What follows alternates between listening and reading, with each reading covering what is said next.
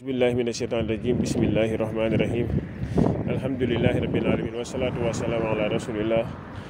Su ko defee rek ñu bëgg a ñëw taxaw seetlu si mbir bi nga xamante ne moom la ministre bi def mooy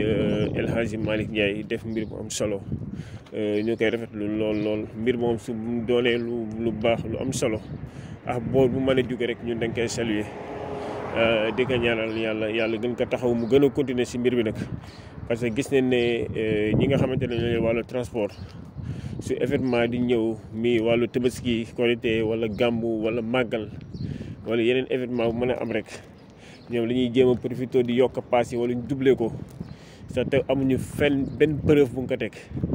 waaw amul si lenn loo xamante ne si leen ko teg soo waxee ñu naan la non suñuy dem bu ñuy ñëw du ñu jàpp dara moo tax ñuy doublé paas yi pour bañ a perte. waaw loolu moom du ay lay ni ñu ko doxalee nii bu dee nag tegguñu seen tànk si lii ñu taxaw nii bu dee tegguñu seen tànk incha allahu gëm naa ne changement dina am waaye nag bu dee nag dañ koy def nii rek. beneen événement yi ñëw ñu teggi seen tànk ñoom ñu continuer waa si li nekkoon su boobaa rek li daan am rek ay am waaw dinañ continuer si mbir bi waaye mbir boo koy faj il faut na taxaw si bu baax a baax waaye dina metti lool dina bëri ay critique dinañ taxaw fu nekk di wax dina la sànni ay xeer lu nekk dina ko dégg waaye nag lenn rek mooy mën a taxaw na jëm leen du moyu xeer yooyu ne dékku ko pour mën a defar waaye bu dee nag dafa am intérêt booy xool naan mbooloo bii de su ma leen tegee lii de ëllëg suñ ñëwee man leen ko jéem a métti lu bañ a ànd ak man su boobaa de doo liggéey nit ki booy def da ngay def ngir yàlla rek a tax mooy tax na am résultat waaye booy def ngir séntu si dara rek du am résultat. parce que da ngay dem benn sant da bàyyiwaat loolu ngir lan ngir ay carte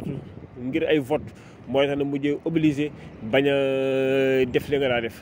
waaye nag soo si taxawee ngir yàlla rek a tax su boobaa dina fay yàlla. sa tamit ñi nga xamante ne bëgg nañ lu baax di leen topp si ginnaaw ànd ak yow si loolu jàppale la parce que réew bi lenn moo koy mën a defar lii rek mooy na jéem a taxaw say ñaari tànk bañ a bougé waaye nag bu dee nag da ngay xool loo xamante ne mooy intérêt rek su boobaa réew bi du jëm kanam te ñun lépp li ñu bëgg rek mooy li nga xamante ne nekkuloon da nga ko doon def sa tegul si yoon ñu fexe ba loolu teggeeku waaw li nga xamante ne nekkuloon si yoon ñu fexe ba loolu dootul am. waaw mais leen rek mooy am mooy taxaw résister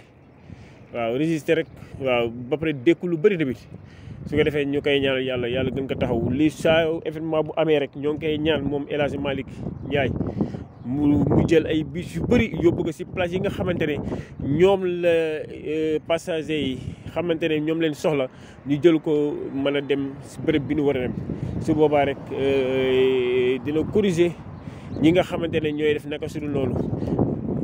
di leen obligé suñ toogee lu yàgg sottiwul di leen mujjee obligé taxawaay bi nga xamante ne ñoom loolu leen war a taxawee salaamaaleykum wa rahmatullah